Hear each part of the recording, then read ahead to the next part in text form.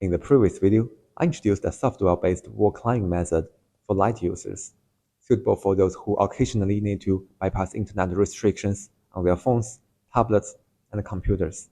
However, for individuals with extensive wall climbing needs or the need to bypass the GFW on multiple devices simultaneously, understanding hardware-based wall climbing method is necessary.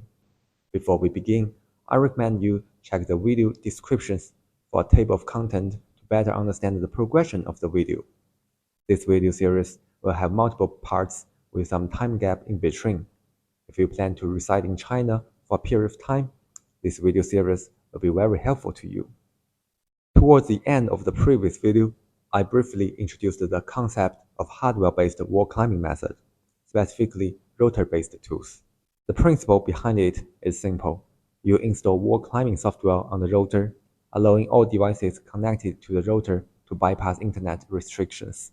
The principles, protocols, and algorithm of router-based wall climbing are essentially the same as those introduced in the previous video for software-based tools. Compared to software-based wall climbing tools, router-based method has the obvious advantage of being applicable to devices that cannot have VPN software installed, such as Apple TV, enabling them to access various streaming platforms. Additionally, gaming consoles at home can download games faster after bypassing restrictions. Theoretically, any device that can connect to the router can bypass restrictions through the router. However, router-based wall climbing also has some noticeable drawbacks.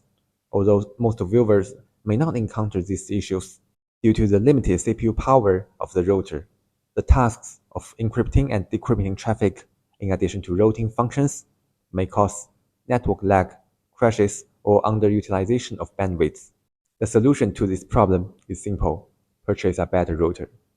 For example, when you simultaneously watch 4K high-definition videos on YouTube, on your phone, TV, and computer at the same time, your router's CPU may become highly utilized, resulting in underutilized network bandwidth. Of course, some high-end routers have more powerful CPUs, but they were not designed to handle intensive encryption and decryption calculations required for VPN routing, which is understandable.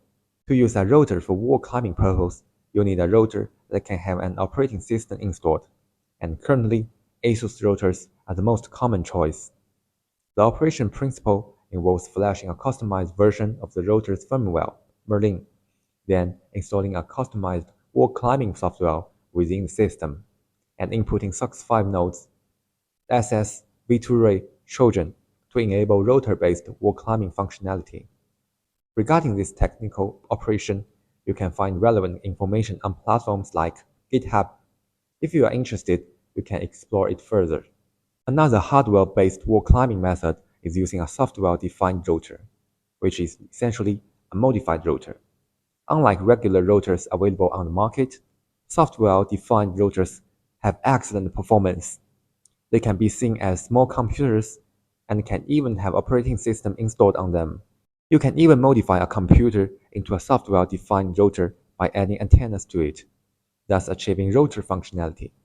This type of device can not only be used as a router, but can also accommodate numerous hard drives to serve as a personal cloud server. Such devices are typically suitable for individuals with high wall climbing demands, such as those who operate companies in China, where all devices require access bypassing the GFW. However, it is important to know that teaching or selling wall climbing routers and technologies is illegal in China. If you lack the relevant knowledge, please avoid blind experimentation. I will explain the relevant legal issues about bypassing the Great Firewall in the next video. This video concludes the introduction to hardware-based wall climbing method. If this has been helpful to you, I hope you can like and subscribe.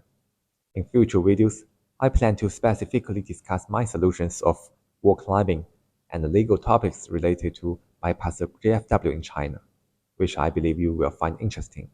See you in the next video.